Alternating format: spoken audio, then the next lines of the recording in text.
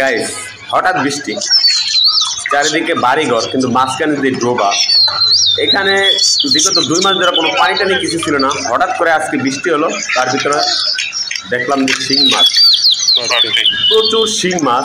মাছ দেখে তো আমি অবাক, ওই কিরে শিং মাছ আপনি দেখতে পাচ্ছেন কত বড় বড় শিং মাছ ডোবার ভিতরে।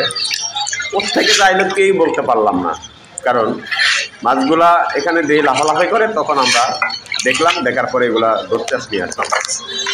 অনেকগুলা মাছই পাইলাম। এখানে দেখেন আপনার শিং মাছগুলা, প্রত্যেকটা শিং মাছের পেটের ভিতরে ডিম আছে।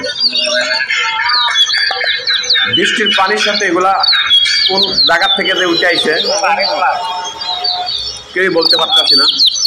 পাশে আপনার দেখেন বড় বড় বিল্ডিং, অথচ মাঝখানে যে প্লটগুলো খালি আছে, এই প্লটের ভিতরে বৃষ্টির পানি জমছে, হঠাৎ করে শিং মাছ হাজির।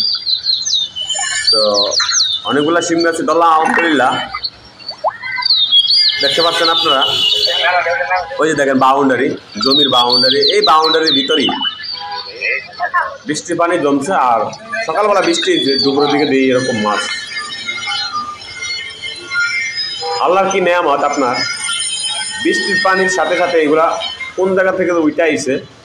আর এগুলা ধরা খুবই কষ্ট, কারণ প্রত্যেকটা মাছের ভিতরে ডিম আর কাটা, ভয় লাগে ধরতে। যাই হোক, অনেক কষ্টের পরে আপনার কিছু মাছ ধরলাম।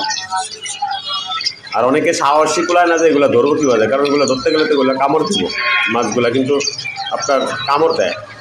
এই দেখছেন কত বড় শিং মাছ। এই যে পোলাপানগুলা, এগুলো কিন্তু ধরতেই সাহসী কুলায় না ওরা।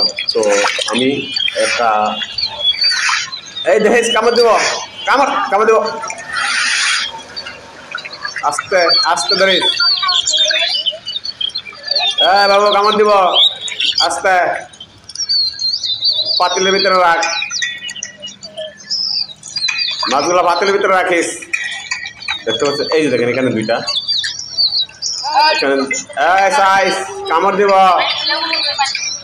আস্তে ধর, ওই জালিটা দিয়ে ধর। এই যে দেখতে পাচ্ছেন বিল্ডিং বাউন্ডারি, এর ভিতরে আপনার মাছগুলো হাজির। আলহামদুলিল্লাহ, যে মাছগুলো পাইলাম প্রায় না হইলে আপনার 1000 টাকার মতো মাছ হবে, প্রায় 2 কেজির মতো মাছ হবে পাইছি। এই যে দেখেন, ইনশাল্লাহ বৃষ্টি হইলে এখানে মাছ থেকে আসে আমি নিচে যাই না। তো গাইস, ভিডিওটা লাইক কমেন্ট শেয়ার করবেন।